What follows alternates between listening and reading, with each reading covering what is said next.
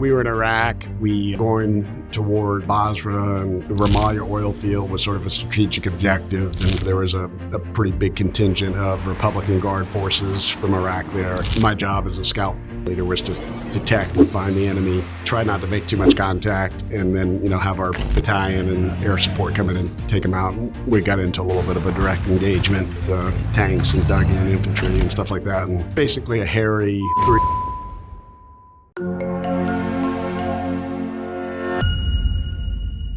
All right, what is up, Passion Seekers? So today I'm super excited.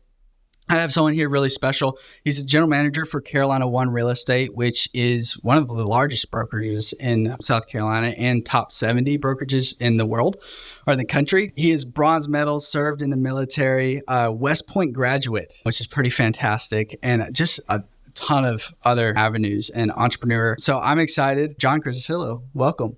Thanks, Davis. Pleasure to be here with you. Excited to talk a little bit about whatever you want to talk about. Yeah. Passion at all. I'm super thrilled. So tell me about what I want to kind of West Point graduate. So I had a high school teacher. He was my math teacher, probably one of my favorite math teachers of all time. And he graduated from West Point. And I mean, that's no joke. Graduating from West Point is like, for all the Charlestonians, that's like graduating from the Citadel, but almost a lot higher actually. It's different. When I was going through high school and trying to decide what I wanted to do thereafter, I was very focused, a big sports guy, and was focused on playing football somewhere. And then I incurred a neck injury early in my senior year that pretty much curtailed my aspirations for college football. So that was really tough, quite a setback for me at that point in my life. I channeled my energies elsewhere, got interested in West Point, and I also had opportunities to go to the Citadel either to play football earlier on or to do something else. And, I decided West Point was a thing for me, and it was just a great decision in hindsight, very challenging. And it's a great institution. If you look at it from an academic standpoint and a leadership development standpoint, they turn out a pretty good product generally. Yeah. So your main sport was football until the injury, right? Yeah, football and basketball in high school. And then when I got to West Point, I found alternatives. I played rugby and ended up being able to play for like an all-military side rugby team, a national team for a little while. And then boxed a little bit while I was there. And so, yeah. Rugby is no joke. That's no joke. I wanted to do rugby for a little bit, but football was my big sport. Why football? Like, what position did you play for? Linebacker. Linebacker, okay. Yeah. And, I've just always, sort of physical things started appealing to me early on in life. I love basketball. I played basketball too. And I wrestled one year. So sports and sort of, physical conditioning and all that sort of stuff, I think struck a chord with me early on. I don't know why, it just did. Yeah. So I play linebacker as well. And I feel like linebackers have just, I'm going to say psychotic mind. Cause like my favorite thing, I told my wife this the other day and she's like, you're crazy. I was like, I am. But I was like, my favorite thing is just to hit people, not in like an aggressive sense, but like when you have a running back running straight down the line and it's you and him. Yep. The greatest thing was when you got to lower your shoulder and just lay him out. Yeah, I agree. It's some anger management is what it is, really. that shows up later in my life. Yeah. Literally, I would have a bad week at school and I'd be like, couldn't wait for football practice. And we'd have Oklahoma drills. Greatest thing. Yep. I'd go home, skip in, happy. But man, so you had a decision between West Point and Citadel. What really drew you to West Point? Yeah, I have a lot of Citadel friends here. Mm-hmm. And the analogy that came to me back then is Citadel is to South Carolina what West Point is to the world. Yeah. And it's kind of, it's just a different institution in some ways, but they still are wedded to similar core values. So kind of a different academic experience. And then when you go to West Point, you're committing to spend the next 5 years of your life in the military without a doubt. And at the Citadel, I think about 30% of their kids, students end up pursuing the military in some capacity. So it's just a little different, but more similarities than differences probably. Okay. Which I like how you kind of brought that in is like West Point is what to the Citadel is to South Carolina. Yeah, like, which you can't, the Citadel diploma and the ring and all of those things are hugely beneficial for people's careers and the path that they take in life here. And I was fully appreciative of that. I grew up around the Citadel campus. A good friend of mine, his dad was a basketball coach there. Okay, cool. I love the idea of it. And honestly, The Lords of Discipline was a popular book that came out when I was in high school. Pat Conroy wrote it. And that probably further cemented kind of my interest in taking on a little bit of a different challenge for college. Yeah. So did you grow up in Charleston? I grew up on Sullivan's Island. Oh, wow. So Before it was the Sullivan's Island of today. Yeah. Yeah. Literally. I will say we're rare because I'm born and raised in Charleston as well. And nowadays, like talking to people and they're like, oh, you're born and raised here? I'm like, yeah. I'm like one of the 10 left. Yeah. It's like, it's saturated. And then Sullivan's Island now is, oh gosh. Yeah. being a realtor and looking at Sullivan's Island, you're like, oh boy. It's come a long way. It's come a very long way. Charleston as a whole has come a long way, but not to go too far down a rabbit hole. One of the things is, so West Point kind of requires you to go to the military, like you said. So knowing when you were deciding between Citadel and West Point, you knew like, okay, I'm going to, commit an X amount of years into the military. Was that, I'm sure that had some type of fear factor at play in it, or were you like fully committed? Like, I think I was pretty far along in commitment. My dad had been an enlisted guy in the Coast Guard, and I was one of 6 kids. And so I didn't have a lot of direct exposure to him being in the Coast Guard, but, he had a fairly structured environment around the house and that sort of thing. The combination of that and, again, playing the sports that I'd played, I think prepared me for, that idea of a little bit more rigorous daily schedule that has some physical components to it as well as mental, challenges, emotional challenges. Yeah. So I think I was fairly well prepared for that. And the idea of serving my country really struck a chord with me as a young kid. I mean, that idea was important to me, and developing my leadership skills. All of those things kind of combined to paint the picture that that's probably a good choice for me. Yeah. And I love the leadership skill aspect because, I think life is high achievers, the entrepreneurs, like the successful ones, master the idea of leadership. And because like as an entrepreneur, or a business owner or someone, a freelancer or whatever, the successful ones that I've seen, they figure out like how to lead other people to do certain jobs. Like for I'm going to paint a picture, but like for this podcast, I don't know video editing. I don't want to know video editing, but like the big goal was I'm going to find someone that knows video editing and is good at it. And I'll, tell them my vision and put that in there. So I think that's a huge proponent, especially in sports. I think because I was big into sports as well. I learned so much leadership in sports, and I didn't realize I learned so much until I was like an adult. Like I was like, oh my gosh, like this is what coach was talking about like all those years ago. Have you seen, like with being in the military, obviously leadership's a huge thing, but like, I think in one of the notes we talked about, like at 24, you were leading a group. Sure. I think leadership is all about, influencing people and situations, ideally for the better. You can have bad leadership that doesn't do that.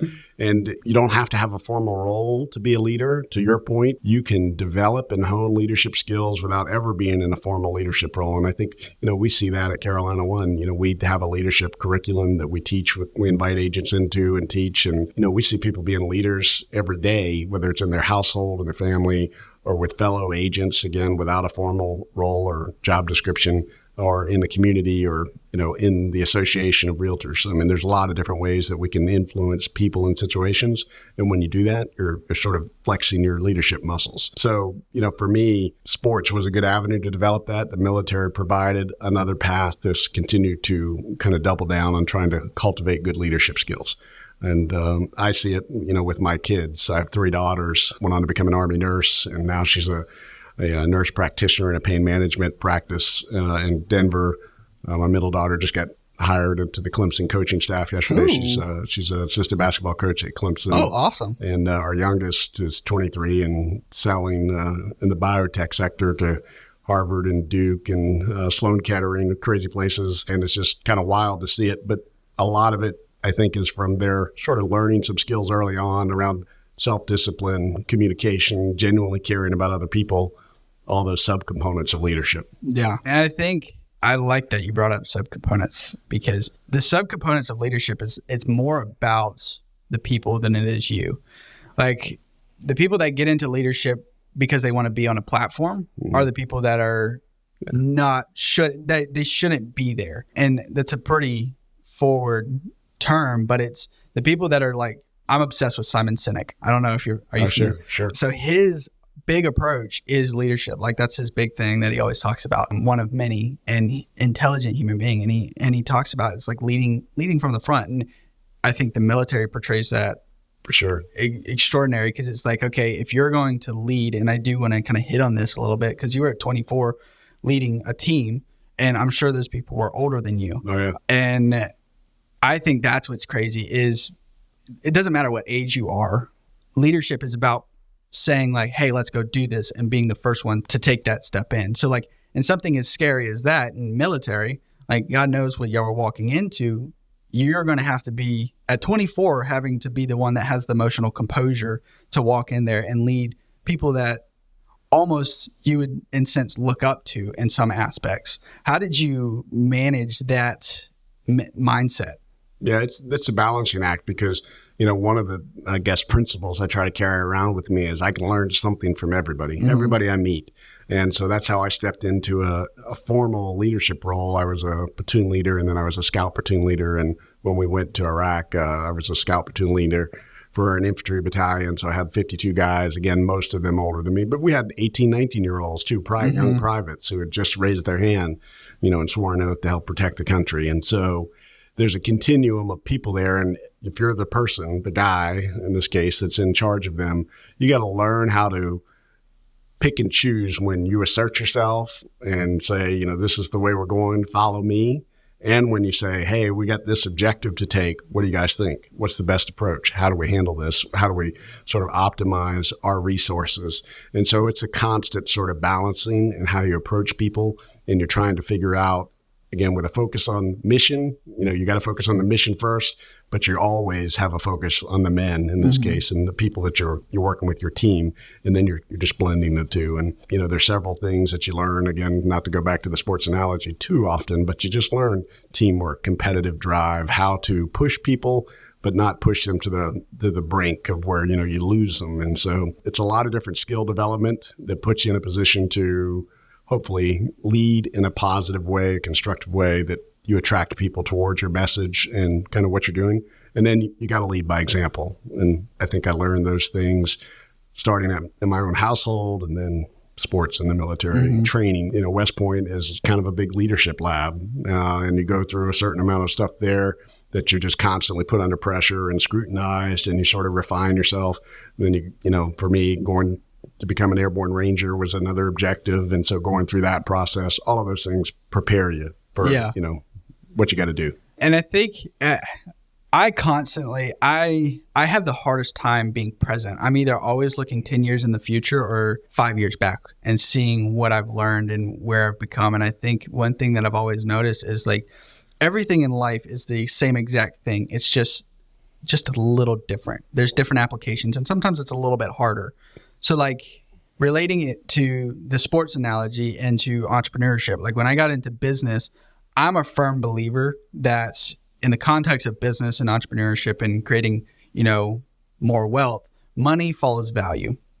So what I mean by that is like you have to offer value of something. You have to lead. You have to be that influence, so to speak, in a positive manner, and people would just gravitate towards that. So putting into a sports analogy, like think about the captain on the football team. He was the one that typically cared most about the team, included the team, not always, sure, but the movie captain, like he was the one that, cared, and he was the one that put people before him and saw them as a team and saw them as an equal, in the sense of like saying, like, if he's a quarterback, the O-line, if he didn't have that O-line, he wouldn't be a quarterback. If he didn't have the running back, he wouldn't have an additional blocker.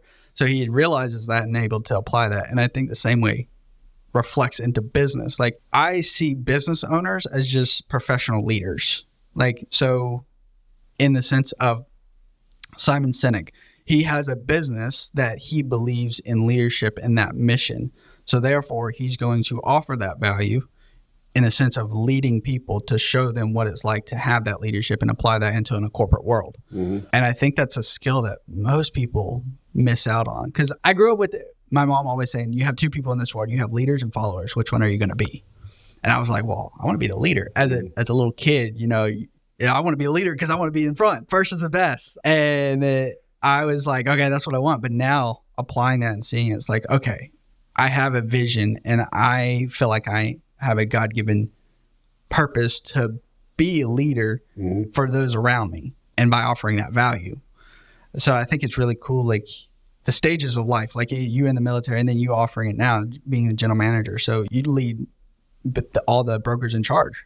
That's right. A good portion of them, right? Yeah, that's my primary focus is working with the brokers in charge of our respective offices to basically drive sales and profitability for the company, and also to make sure that we create and reinforce a culture that makes people feel welcome and like they're a part of something bigger than themselves, and that you really do feel like you're surrounded by the right tribe of people. And so culture is a huge piece of what we focus on as a leadership team, and it's a big part of what I think about day in, day out. Yeah, I think culture is what makes or breaks a company easily. And I think that's why I know so many people that have loved entrepreneurship versus being in corporate world. Like I have people that love the corporate world, which fantastic. But people that love entrepreneurship, they really get to cultivate their own culture, their own, like for me, it's growth. I love growth. I used to hate reading books, but now I love them. Like I love reading books that I can apply every single day. Sure. I was not a great high school. Like school was not my thing, but now it's like, okay, I'm creating something of my own. I get to read things of my own. Like this podcast, like one of the reasons I love it is because the culture that I'm implementing behind the scenes of growth and personal development and, entrepreneur growth as well. But yeah, I mean, so you've seen leadership as mainly a focal point of your entire life. Yeah, I think so. And it's kind of funny because I wouldn't say that I'm always the person who's been first to raise my hand to take a leadership role. I'm not naturally just drawn to it. It's sort of happened for me. And I think it's because I start with a focus on other people. And, I try to keep that focus on other people. And that's what gives me a sense of purpose. And, one of the things that I remember some point, probably in high school, someone suggested a book to me, and I think the name of the book was "What Color Is Your Parachute?" And you kind of go through this assessment of your strengths, and one of the questions was, try to remember from your, childhood at that point, what gave you the most joy. And the thing that immediately came to mind, and it was clear to me, sports again, but making a good assist in basketball. I played point guard in basketball, and so making a good assist, and that became a metaphor for really the rest of my working life, and that trying to set other people up for success and put them in the best position to win. That's kind of what has animated me, I think, throughout my whole life. And so, yes, I guess I enjoy leadership roles and responsibilities, but it really is just because I like seeing other people be successful, and that's kind of what drives me. Yeah, which is pretty cool because, not a lot of people can say that, because I feel like most of the world nowadays is driven by envy and like, I wish I could and I wish I had. But like with you doing that, you get to see someone excel, and you had a vital part to play in that. And obviously you're not taking ownership of that, but like to you, your purpose is being fulfilled by getting them to the next level. Yeah. Which I think, and that's the whole premise of Passion Seekers, is like the jealousy and the envy and all that stuff that are in most people. It's because like they're not being fulfilled. There's an emptiness in their heart somewhere, and they're missing their passion. Hence, Passion Seekers. But I'm like, and like that's one thing is like I love seeing people succeed, and that's one of the things that I've always wanted to implement is being able to help the next person get to that next level. And I think it's really cool, and especially I love the sports analogies because I resonate with that so much. And I even like with reading through some of the things I even see that now more so when I was reading through is in your company that you owned to help militaries get into the corporate world. Again, that's where that the metaphor just got extended. I started a company called the Compass Group, and the idea was I was guiding corporations, General Electric, Merck, Pfizer, Rubbermaid, Motorola, companies like that, mostly Fortune 500 firms, guiding them to the leadership talent that was going to help them fuel their future. And that was young people leaving the military officers. And then I was my company worked with those folks who had decided I'm going to do one tour or two tours in the military and then get out and go into the corporate world. We worked with them and helped prepare them for that transition, got them really tuned into some personal development and preparation for that transition. And then we helped guide them to the right company that was going to be the right fit for them to kind of launch their corporate career. Which is, like I have friends that are in the military, and some of my parents' friends, so I don't know a full extent, but I know some, like for when people get out of the military, it's not like, oh, I got out of the military, I'm just going to go get any job that I want. because I think people have this misconception that, the military is a prestigious thing and it's looked as valued. So like they can go get a job anywhere, but that's really not the case. Yeah, it varies across, rank structures and what your skill level is and education background. What I focused on were typically people who'd gone through like an ROTC experience or one of the service academies like West Point or the Naval Academy, Air Force Academy. And I helped them after spending, 5 or 6 or 7 years in the military, get ready for that new career start. There were other agencies like mine that focused in a broader spectrum, for folks coming out of enlisted service, to help them move into different roles. I'm a huge believer in what you learn in the military, and I think we should treat those people with the ultimate respect. Wherever we can help them, we should. But at the same time, they gotta do the deal. They gotta show up. They gotta do the work in the corporate world, just like they did in the military. It's been a big part of me, and I'm still committed to it. I recently joined the board for the Medal of Honor Center for Leadership. That's awesome. And it's been a pretty cool experience to stay connected that way too. Yeah. So you're talking about Medal of Honor. You don't have Medal of Honor, but you have the Bronze Star. Right. And what's the Valor on top of that? Yeah, so the Medal of Honor obviously is the highest level of honor that we can bestow upon a military member.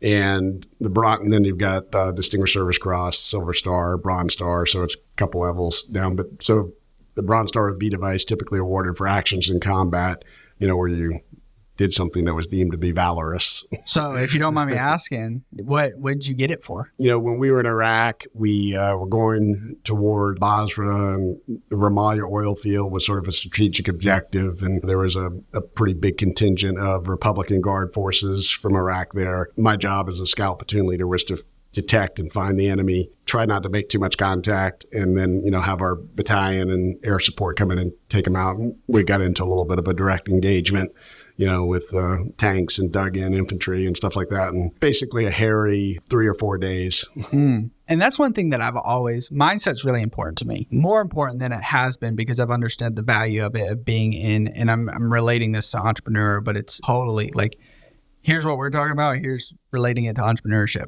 But mindset's a big thing. And in that, like when something terrifying is standing in front of you, everything, your body's telling you like, hey, we should not be here. Run the opposite way. Because there's really there's no one sitting there. You don't have a boss over your head, so to speak, to say, hey, stay there and fight this. Like you can easily turn around and just walk the other way and, run. What keeps, in the sense of military, there to fight? Like what's that mindset that y'all have in that moment? Yeah, I think you have to have been imbued with certain values, and, the values of selfless service, of being a part of something bigger than yourself, of believing in the country, believing in the people to your left and right. And that's who you're actually going to fight for in the moment. And that applies to business. I mean, when you get in a tough spot in a business situation, people ideally band together and say, we're in this together, we're going to transcend the challenge. And then what you find out when you are staring that sort of challenge in the face, whether it's combat or a difficult financial situation or structural change in an industry like we're kind of getting ready to experience a little bit in real estate, you don't sort of rise to the occasion, you fall to the level of your training. Yeah. And so whatever your training level is, that's probably where you're going to end up through the crisis. And so, I think whether it's in the military or real estate or in entrepreneurship, are you showing up every day kind of with an agenda to get better, a commitment to professional and personal development? If you've been doing that, you've been sowing those seeds day in, day out, and, through the years, then you tend to show up, when the bright lights are on or when the challenge is at hand, you figure out what you got to do to see it through. Yeah. I really love you relating that to business because, one, I have a firm belief. Plans and strategies are great, but the outside world do not care. Right. Like, so Mike Tyson, everybody has a plan until you get punched in the mouth. Yes, exactly. So how I've always planned is like, okay, I'm going to have a plan, but the odds of this changing are probably 98%. And I'm just going to roll with the punches and we figure it out. And I want to relate this to something that I've heard. It's the analogy of the cow versus the buffalo. And have you heard of this? I have. I freaking love this. So it's the cows, when a storm comes, and correct me if I get this wrong, if a storm comes, they're going to run the opposite way. Right. They're going to try to outrun. Then they get so exhausted, the storm ends up catching them anyways. Then they're so far from home and all this stuff there in, Never Land.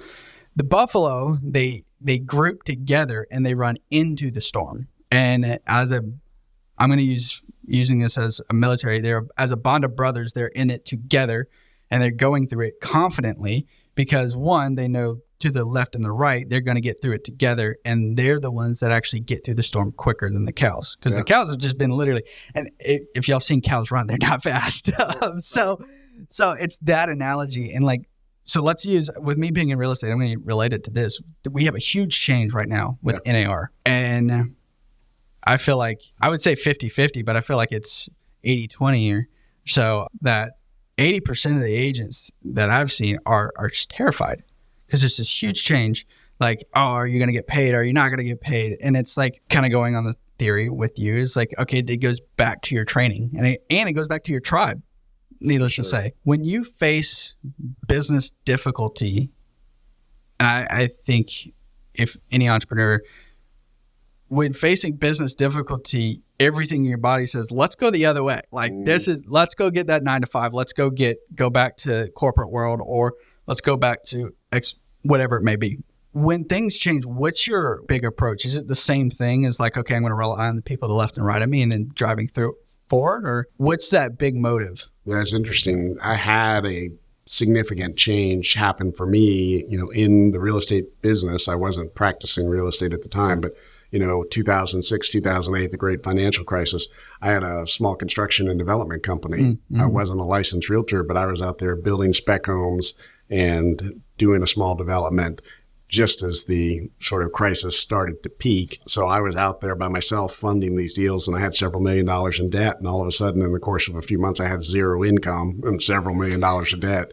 Oh, and God. So it's funny because I talked about that with some people in real estate.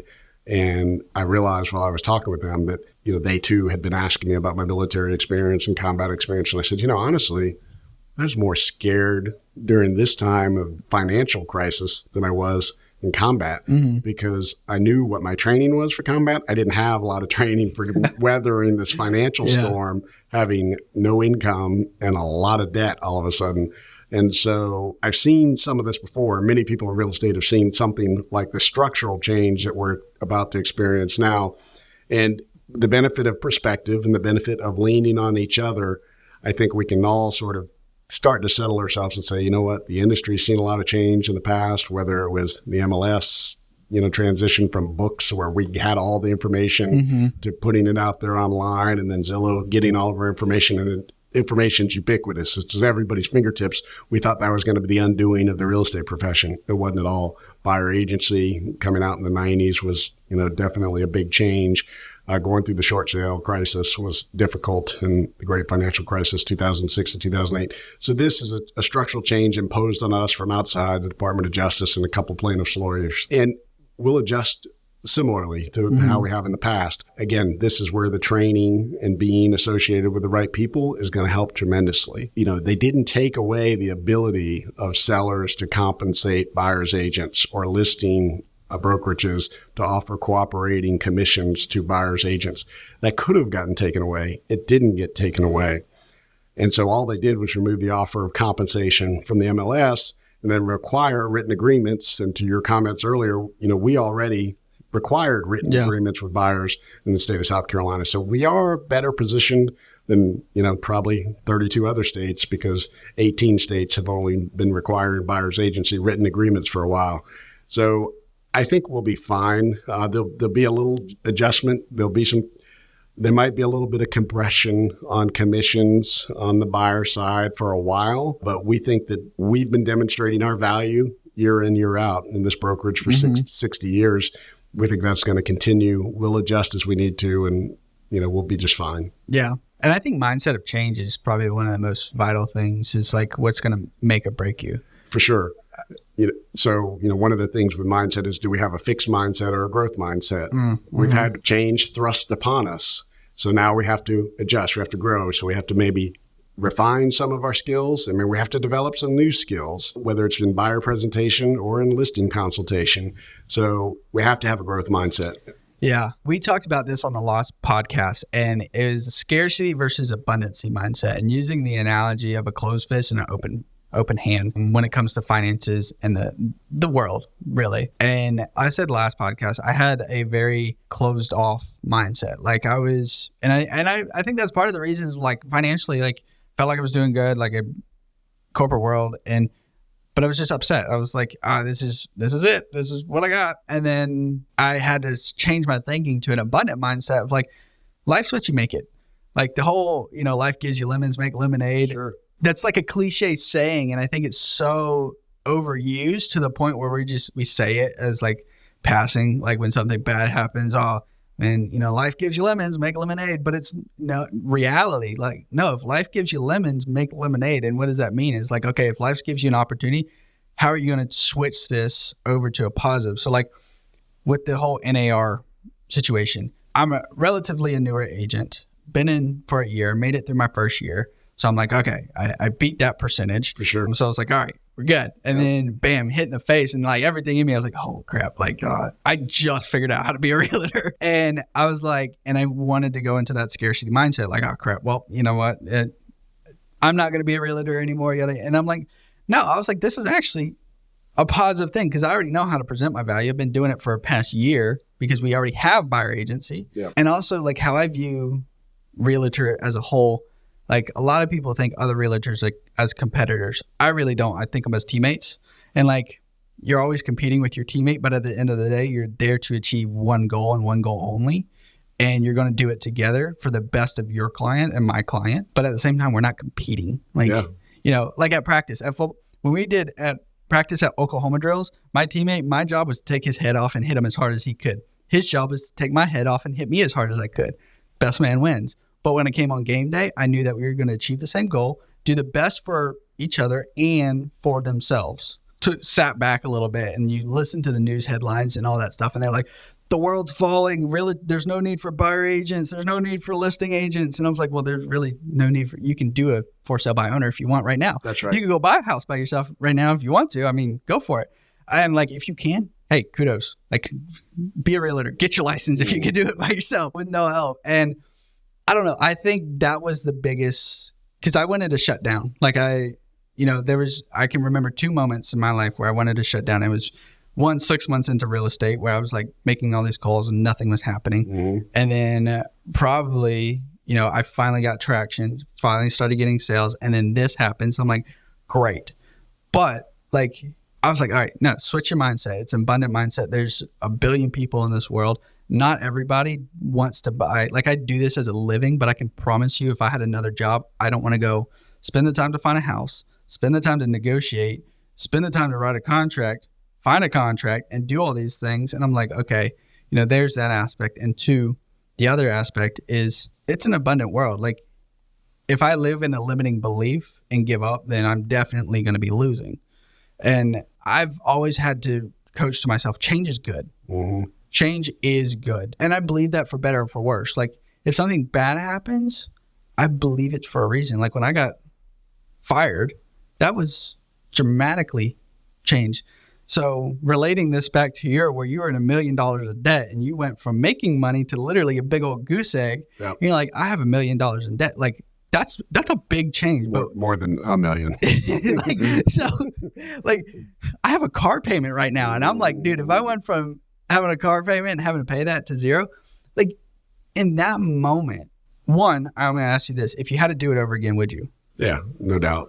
I mean, I have no regrets. Again, like you said, the bad things that happened, the tough experiences I had, they shaped who I became thereafter. So pain is never something we welcome into our life. Like everything in life, you either get a lesson or you get the lesson again. Yeah. You either learn something, learn what you're supposed to learn, or you're going to get the lesson again. I think I learned my lesson, so I changed the way I do some things professionally and, the way I organize myself financially. And so those were invaluable lessons. You said something earlier I kind of would like to ask you about, you flip the switch from a scarcity mindset to an abundance mindset. And it sounds like you were talking about in the moment of this recent news in real estate, but also somewhere along the line, you learned how to do that. What do you think caused you to be able to do that?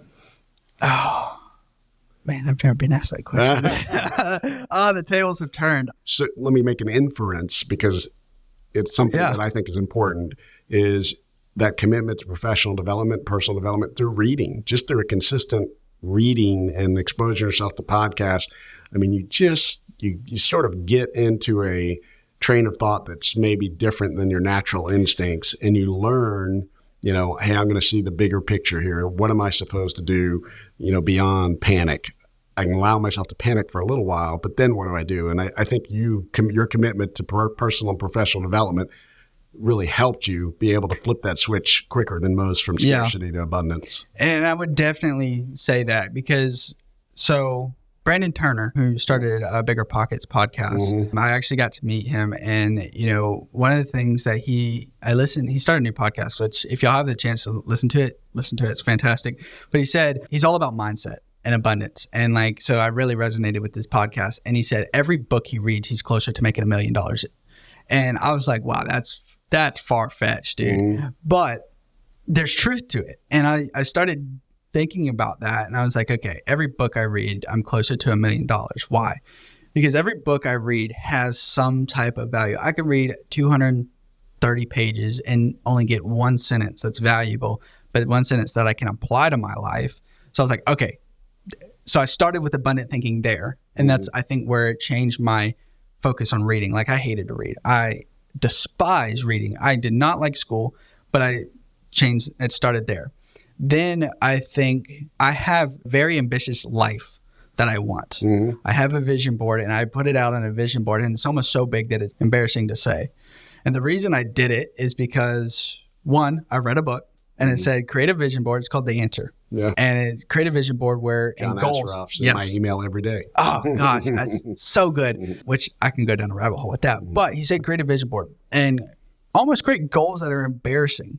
One, it was like, okay, once you get those, then you work on affirmation, but then you believe it can happen. But I fought myself on it because I think so much in life that we're told of hey, you do this, make goals, but you'll never achieve the goals because, it's the whole New Year's resolution is people make New Year's resolutions, but never fulfill them. We in turn develop our mind to believe that we create New Year's resolutions for hopes to achieve something that we'll never achieve because apparently that's supposed to get us to the next day. And so I started going to that mindset as I wrote down all these goals. And like I said in the beginning, I think I have a very hard time being present. So I'm thinking 10 years ahead always. So I wrote out my income goals for every single year from 10 years from now. And I wrote them down and I was like, wow, you're a joke. I was like, what in the world? This is not possible. And I was like reading John also the book, The Answer, the more. I was like, no, I can do that. I will do that. And so I started changing my goals from I want to make to I will make. Yeah. I would even recommend you change it to I enjoy making. I mean, and so it's present tense and you're truly in the moment in your thought process. I mean, you're hitting on all sorts of important points there, but that, the role of goal setting in our lives is important, but you talk about a vision board. We teach a lot of times here sort of a bucket list approach, generate several items that you want to do in your life, things you want to have, things you want to give, and things you want to be. And if you can organize kind of your life around those key objectives in those 4 areas, and you just stay connected to those things over time, you'll be shocked. I mean, I've had several iterations in my life where I've put that list together. We do this ninja installation training where that's a piece of the training. And I've gone through that process for myself, kind of put the list away. Didn't do a good job of revisiting it like on a regular basis, daily, weekly, or monthly. I might look at it once a year or something. And a couple of years later, I find the list and I'm like, wow, I knocked off a bunch of those things. And so whether it was investment properties, a boat, or another home, or, being a better husband or being a better father in certain ways or certain things connected to that, it's shocking. And so the power of writing your goals shouldn't be underestimated. Is it kind of a direct, if you do this, you'll get that? No, it's not like that. But there's a lot of merit in embracing that, whether it's a vision board, bucket list, some other sort of goal setting process, a lot of power in it. And I think that's where the abundancy came from because I was so confident. At first, if I write this, I will get this. No, it's if I write this, I'm going to be more motivated to do the work that will end up with this. For sure. And that's what I've realized is Because I have a routine. I'm a very routine. I tell people all the time, if you hire an assassin to kill me, it's going to be so freaking easy because I do the same exact thing at the same exact time almost every single day. Yeah. So like I journal, like I start my journal and I start with a prayer and I just write out my prayer. And typically it's one of those, like, it's more of a diary. It's a mindless thing. Like I just blare my headphones and just try to write, like where I don't want to overthink it. I just write. And then right under that, I do affirmation and goals. And I write out my goals every single morning. One, because I want to be reminded of what I'm doing and why I'm doing it. And then I end with 3 gratitudes. And the one thing that I've started doing, and I thought it was kind of cool, is, and I took it from the book, The Answer. And I finished the book, The Answer, like in January or December, right before Christmas. And for some reason, never really clicked, but I started doing it. And it was the reticular activating system mindset. So it was like which I'm not going to go down a downward spiral of that because that's a whole podcast in itself that I'm obsessed with. But I started saying and meaning it and truly feeling it because I'm a feeler. I say, I'm grateful for another day full of opportunities.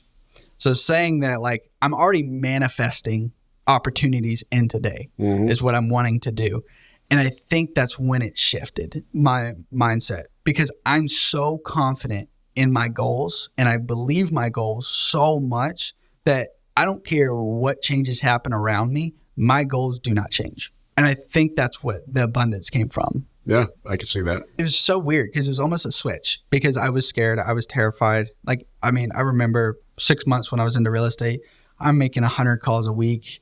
I'm calling every single lead. I'm doing everything I can do and I'm not really getting anything. And like my barrel of money that I had put aside for me to do real estate, it's just going down. And then the stress on my wife is going up. And I'm like, holy crap.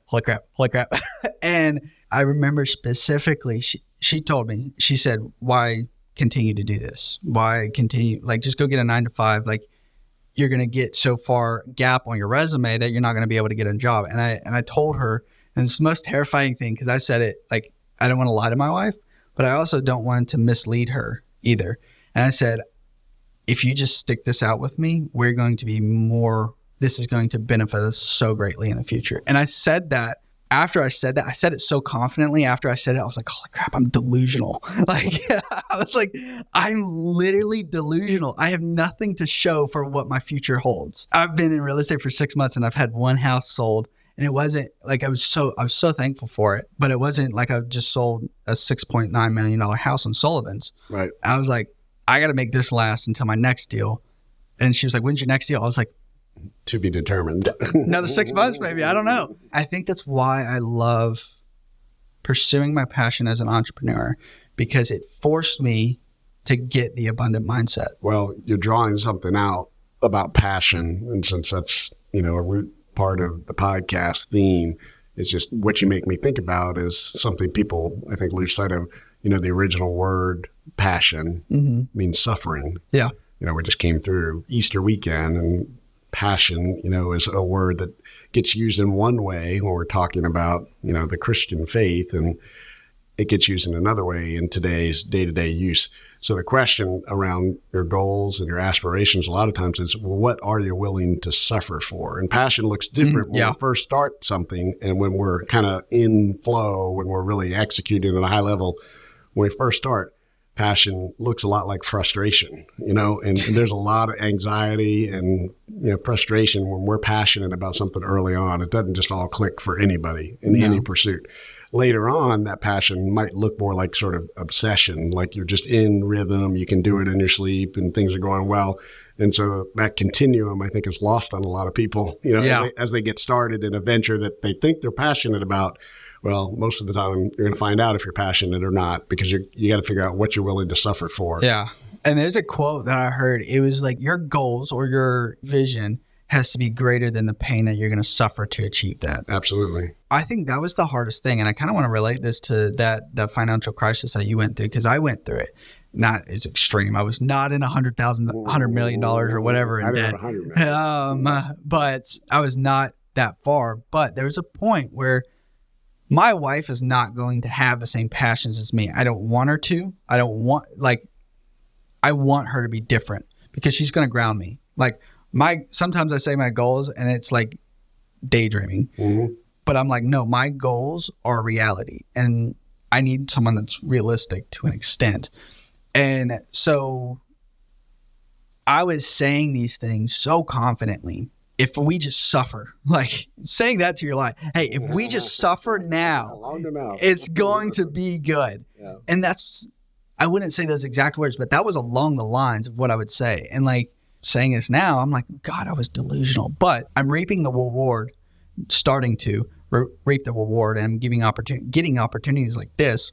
So when you're in that situation where you have, $1 million in debt, you go from making money to zero money, at the point, did you have your daughters as well? Oh, family? Yeah. Oh, sure. So I had obligations. So you have obligations, and the initial, I'm putting myself in your shoes to try to feel that and communicate that appropriately.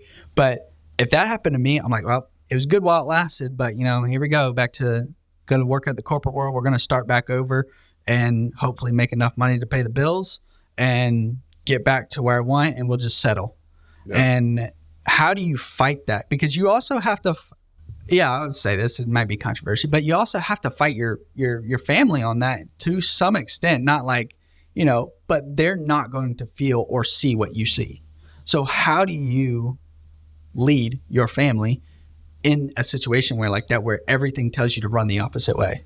Yeah, there's a whole lot rolled up in that. And the first thing that comes to mind for me is, I think there's nothing like a crisis to help you crystallize your beliefs and your faith. And so that was central to my ability to sort of deal with it and kind of commit to figuring it out. And a couple of key relationships, one, my relationship with my wife, I knew she had my back regardless, thick or thin. We ended up going to bankruptcy.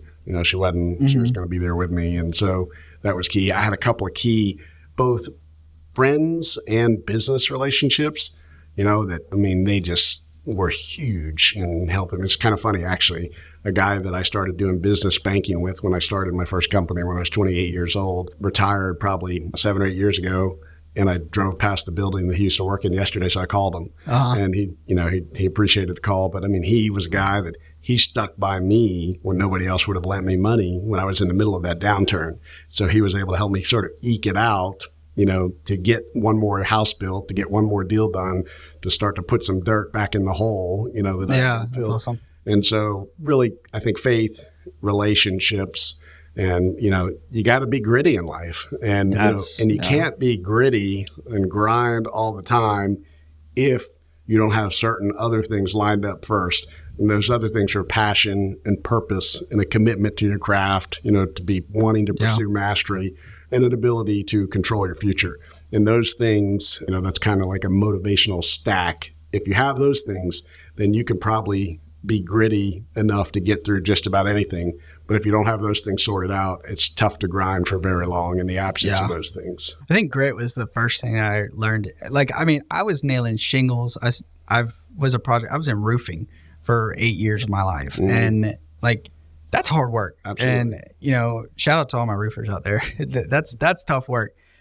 But when I got into real estate, it was a whole different monster. I was like, that was labor intensive. I just sweat a lot. This, I'm like, I go home some days where I just have a splitting headache because I've been working my brain so much. And I'm like, holy crap. Yep. And I was like, all right, we just need to buckle down. And it was me. I knew, and this is where I knew that I was going in the right direction, because it was hard and it was painful and it made me contemplate my life. Which I was like, because when I got into real estate, the fail rate was so much higher than the success rate. 90% of agents fail within their first year. So I was like, all right, I need to figure out what 10% do. I just got to do what 10% do, and that'll at least get me somewhere. So I was like, okay, and some of it was door knocking. I hate door knocking with a passion. I had to do it with roofing, but I just did it. And I was like, that's what 10% does. Okay, whatever. Why am I doing it? I have no idea. I'm just going to do it. Figure out what happens. What are you going to talk about? I have no idea. I'm just going to do it. But yeah, I think, and my wife's my biggest supporter, but it's hard. I think that's the hardest thing is I think your obligations become your first excuse to quit. Because that is, well, I have this. I have a wife. I have, my excuse was, well, I have a house payment and, my wife doesn't want to live on the streets. And, that's why it took me a year to get a real estate license. And I think it's no, if you just muscle through it, you and your significant other or that person will be so much stronger because you went through it. And then 2, the reward of going through it is so much greater than if you just quit now and go. Like, you're going to have that warm fuzzy, like, oh, okay, good. I don't have to do that anymore. And I'm getting a paycheck in 2 weeks. Like, you'll have that, which is great. I missed that. But it's the other aspect. Like, if I would have given up or anything, I mean, I wouldn't be doing half the stuff. And like, my dreams wouldn't be a reality. My dreams would be a dream. Yeah. It would be something that I dream about and wished for. Yeah, entrepreneurship and pursuing that path isn't for everybody, that's for sure. And, we can find challenges in a regular career 9-to-5 job. Sometimes they are just as significant as entrepreneurial challenges or small business challenges. But I think you get through them the same way. I mean, you set goals, you focus on abundance, you get the right people around you, surround yourself with a good tribe, you just stay committed and don't quit. Just don't ever quit. And that makes it kind of easy. If you just get your mindset wrapped around, I'm not going to quit, and just stay there until you absolutely believe you have no other option but to do something. Yeah. And entrepreneurship's not for everyone. And I think that's and I've said this before, I think that's what's so amazing about the human mind is the corporate workers, the 9-to-5s, need entrepreneurs, because without entrepreneurs, they don't have a job. The entrepreneurs need the 9-to-5, because without the 9-to-5, they don't really have a business. I think it's immaculate. And I think it's immaculate how God created 2 individuals like that. And that's what I think. I don't talk down to the 9-to-5 because I think they're so vital to the entrepreneur. I talk more about entrepreneur, and I don't want to say put that on a pedestal because I really don't, but more see that as higher value because that's what I value. But I think it's crazy. I think it's really cool because, and I think that's what makes our economy so unique, because like real estate, there's not a high barrier to entry. And that's why we have so many realtors. But at the same time, it takes an entrepreneur mind to succeed in real estate because it is a business. You have to have a market strategy. You have to have SEOs. You have to have, all those aspects that a normal business would have. And you have to pay people.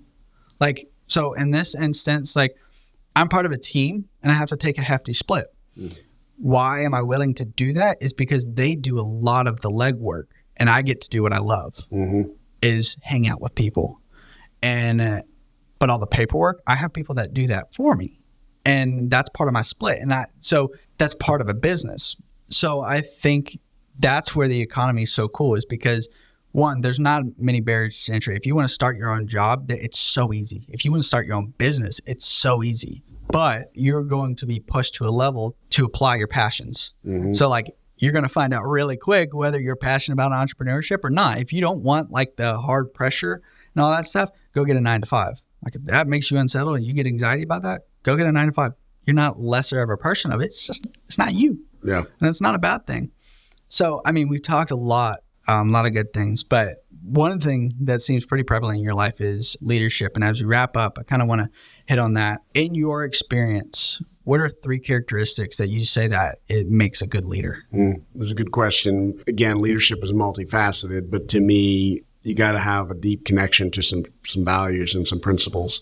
And so as a leader, you got to have clarity about what the key principles are through which you want to live your life. And that's going to filter through to the people that you lead. I think you have to have a commitment to leading by example. Sometimes you get into a leadership role where it's really hard to directly lead by example, depending on the level that you're at. But any time that you can seize the opportunity to lead by example, you should. Especially the harder decisions, the most difficult challenges, you really do have to lead by example. And when you do that, people tend to say, okay, I might not agree with everything that's going on here, but I know he's committed or she's committed, and I'm gonna hang in with them. And then I think communication is critical. And communication is not just articulating a vision or writing effectively to convey what you want done, but listening is sort of a cornerstone, I think, of effective leadership. And so you've got to be able to draw people in and draw out from them their ideas. And when you can harness those good ideas among everybody in your enterprise or your company, then you're really starting to, I think, maximize effectiveness as leadership.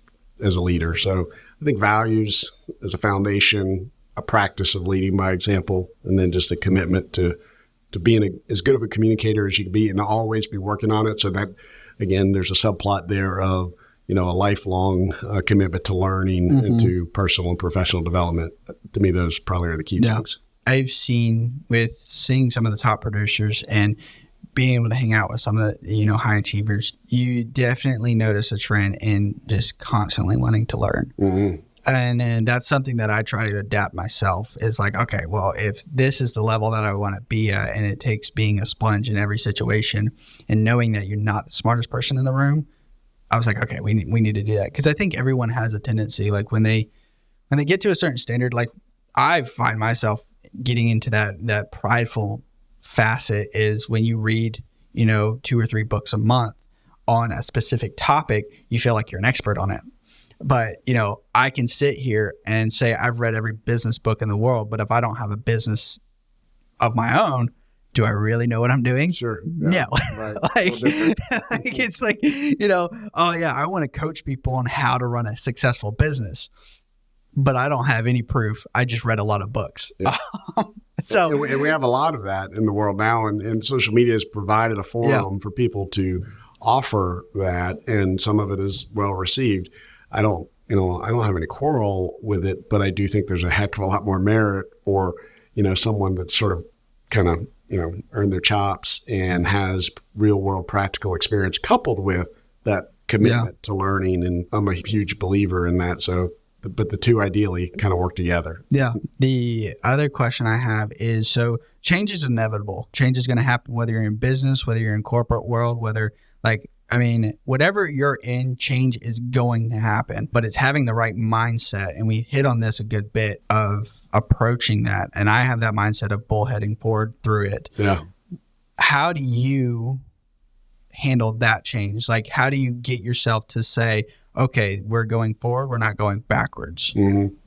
I think, you have to be able to, and what I try to do is to embrace that idea that, okay, it's opportunity. Mm-hmm. Change is opportunity. And sometimes it might be opportunity that I didn't invite. Yeah. But it's sometimes, that you don't have a choice in that. And so then you say, okay, what's my next best move? And sometimes we get overwhelmed by the big picture. Mm-hmm. And if I feel that in myself, I'll say, I don't have to figure out the whole answer. I just got to figure out my next step. Yeah. Our next best move.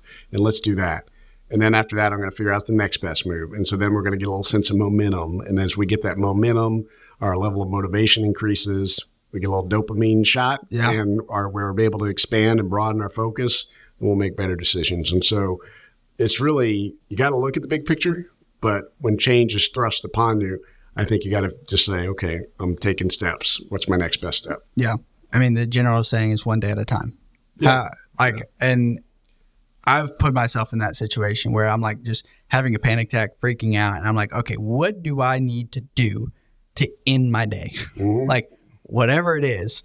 Well, there's a lot of good stuff out there about habits, and I'm sure that you've been kind of tuned into it. But I mean, really, to me, you have to recognize a couple of truisms. One is that what you do every day has far more impact on your life than that what you do once in a while. And our habits form our character. Our character is going to basically form our future life.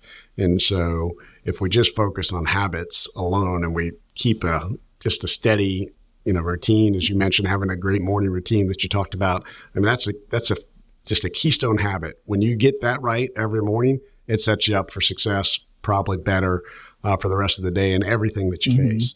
And so as we're dealing with change, you just have to say, okay, are my habits in the right place? And if not, what kind of tweaks can I make? What sort of adjustment can I make? And then just stay consistent. That will help you weather most storms. I mean, sometimes you got to make a strategic shift, but most of the time your habits are going to keep you in pretty good good shape. And I noticed that like in business, like whatever your business is, find the fundamentals that succeed and make that a habit and repeat it. For sure. And whatever you like, if my habit's X, Y, and Z and I finish it by 12 o'clock, then whatever I do from 12 to 5 should be focused on finding another habit that creates more gives me more opportunity to scale, and then just repeat. Or like if I'm doing these 3 habits and it's helping me already scale and I finish by 12 and I want to spend the rest of the day with my family, then you have that freedom and you have that security of knowing, okay, I did the necessary things to get me to X. Mm-hmm. I can sleep. And I've seen that, and I feel like this world is so distracting with social media, with different ventures, different opportunities coming left and right. And I've noticed that. And anytime there's so many things in this world trying to distract you from your objective. So it's like if you're pursuing after this financial goal, there's going to be 5 other things that hit you along the way that say, oh, if you do this, I'll get you there faster. Or, hey, buy this, I'll get you there. Or come join this program and you'll be there in, 3 months. And it's like, but does that keep me where can I still do my habits and do this to stack? Or is this going to completely take me from the habits that I'm currently doing? So like if my habits are like journaling, like let's say journaling's helping me get to X. If I can't journal anymore and I feel like that's my keystone habit, is this going to give me that opportunity? If it doesn't, then it's just a distraction. But if it's going to help me there and I still can do my habits, then that's just a building block to help me scale.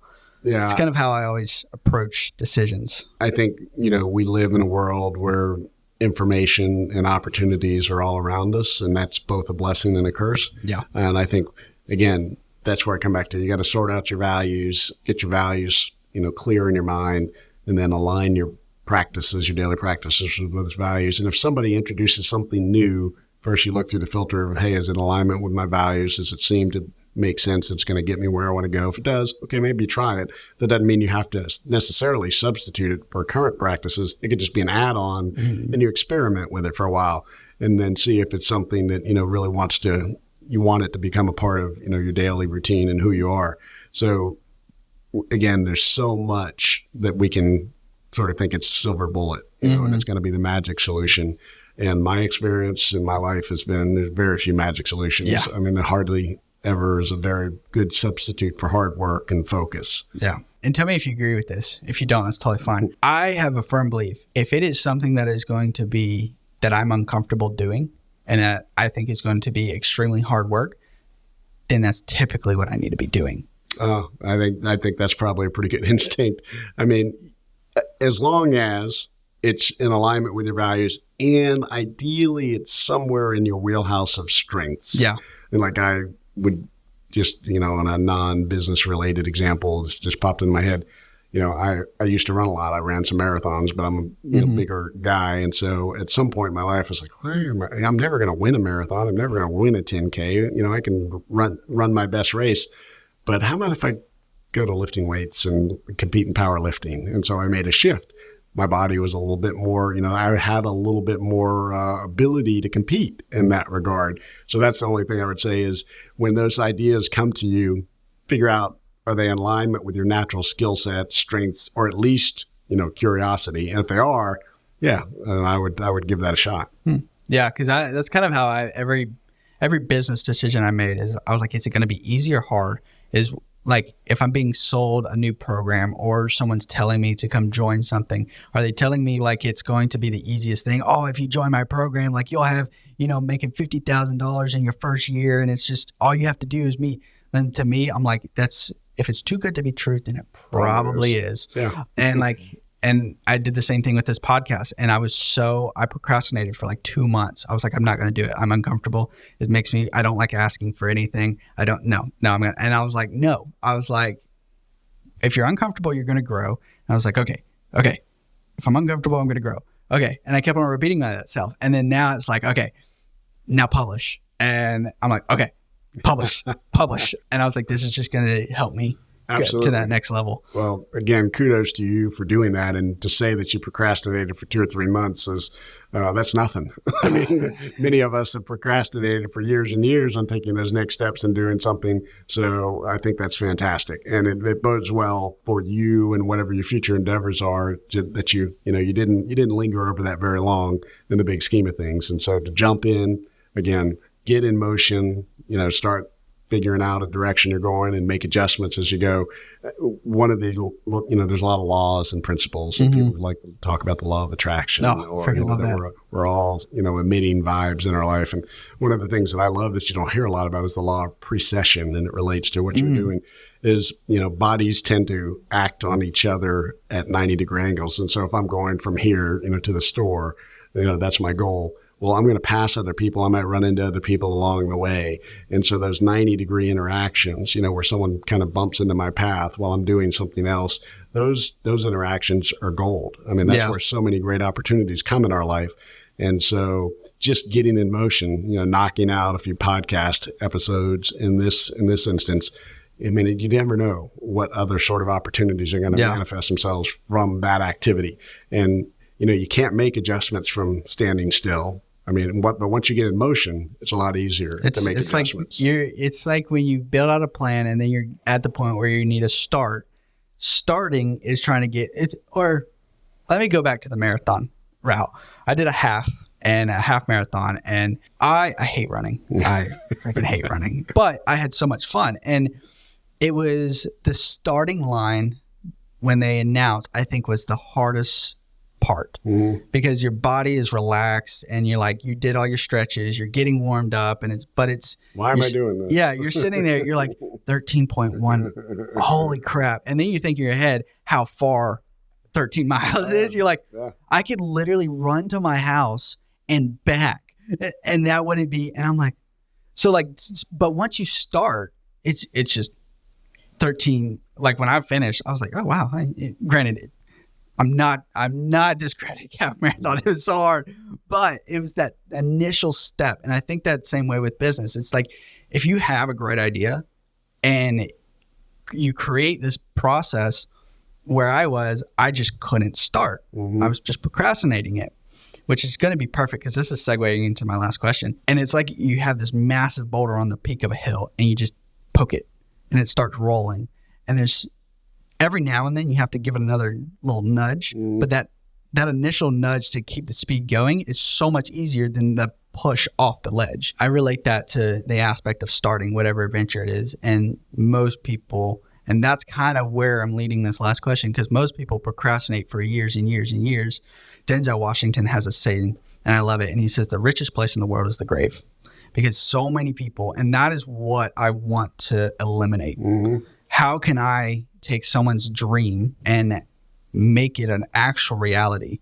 Because the whole mission statement of Passion Seekers is so many people in this world have dreams and ambitions, but they end up settling because they don't believe they can fund their lifestyle. And so they settle for something, the 9-to-5. They settle for something that just doesn't give them fulfillment. I know I'm using 9-to-5, but that's something that I settle with. And so I procrastinated real estate for a year and a half. Like I had the online course, I just dragged my feet on it, and I got distracted by someone coming up to me and said, hey, you want to be a regional manager for a roofing company? It pays X. I'm like, oh, wow, that's shiny and pretty. And I chased after it. Sure. And then that put me, and I was like, I told myself like, oh, I'll just do real estate like while I'm working and all this stuff. And so I think that's why I was more prone to be a little bit more proactive with the podcast, because I kept on beating myself up. I was like, I was like, don't. I was like 2 months in. I was like, I built it out. 3 months, I built out my market strategy, everything. 2 months, I just sat there and stared at a screen and convincing myself. So that was a long segue into what I'm fixing to ask. To the person that has the dream, that has the, I'm going to say, God-given vision, the passion that says, this is what I'm meant to do, but they're too scared to do it. What are the systems that they need to put in place now to there in turn, one, get more confident and stop procrastinating, in your opinion? Yeah, there's a few things come to mind. One is get clear on your goals. And so if you've got a vision that you want to accomplish, it could be anything, in real estate, an analogy I might use, if you want to create generational wealth for your family, that may be your big vision. Well, okay, what's a major component of getting there? Well, I got to start by figuring out how to make $100,000 a year, or $150,000 or $200,000 a year, whatever it is. So that's kind of a high, hard goal. And then you work down from that. And this is the key, is what are my clear goals that I have to do on a daily basis to get me there? And so you got to just chunk it down, and you got to be curious enough, and you got to be committed enough to say, okay, what do I have to do on a daily basis to get me towards my high hard goal of making $100,000 next year in real estate? And how do I continue on that path through my daily actions to get me to that sort of massively transformative purpose of generational wealth? And so I think the key is, again, you got to break it down to the easiest level. And the way people become huge successes and achieve excellence in their life is they get brilliant at the basics. And so you got to have, I sometimes use this analogy of you got to have a telescope and a microscope. Yeah. You got to have a telescope to see the long-term vision. You've talked about being able to project 10 years down the road what you want your life to look like. Hopefully you know what you want, what you want your life to look like. And so you got to have a telescope to get that into focus. And then you got to have a microscope to drill down on those daily actions. Yeah. And you got to have both of them.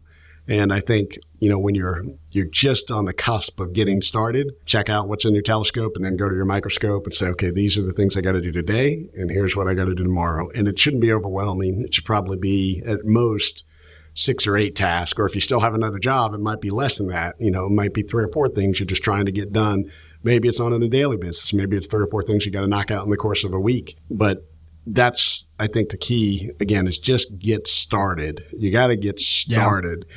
And if you're just sitting there dreaming about it, and if you're spending a lot of time talking about it but not doing anything, you got to challenge yourself to do something. Yeah. God, that was a really good answer. I'm a huge advocate. Just start. I told myself that for 2 months. And I was like, just start, just start, just start. And I read a book called The $1 Million Weekend. And it's creating $1 million business in 1 weekend and 48 hours. And it's breaking down the simplicity of actually creating a business, because it is really simple. But again, and I speak this from personal experience, the procrastination's fear, it's doubt, it's the what ifs, it's literally every negative emotion put on. And it's just literally, if you could just forget all that, who cares if it fails? Who cares? If it fails, you just start over. Right. Like in your situation where you had a small development business, I'm sure there was fear in your head, like when you started, what if it fails? Well, it necessarily didn't fail. An outside circumstance came into the picture, but it got you to the next level eventually. It was a completely derail, but it was like, okay, here it is. Take it day by day. So real estate, I said, I have plan A. I don't have plan B. What if it fails? I don't know. We'll figure it out when it fails. But until then, let's just do it. And I was like, what if the podcast fails? If it fails, well, we just keep going. Right. And I think that was the culprit. I was like, I don't care what people think. And that's what, and I say that as facetious because I do in some aspects, but that was the thing that's holding me back. I was like, what if people think I'm a joke? And I was like, who cares? If they do, they do. If they don't, they don't. Yeah, that's a huge sort of obstacle that you've overcome, and it holds so many people back. And it's a tough one. I mean, you successfully wrestled that to the ground, so I salute you for that. And you're going to have to do it again and again. Yeah, and again. So, and it's a daily battle. So I'm going to end with this and say, if you have a dream, if you have a passion, don't take it to the grave. I told myself a long time ago, I don't want to be on my deathbed saying, I wish I would have. Mm-hmm. I said, I'm going to put it out on the table. And if I fall flat on my face, well, I can lay on my deathbed knowing that I did everything I possibly could to make a life that I wanted.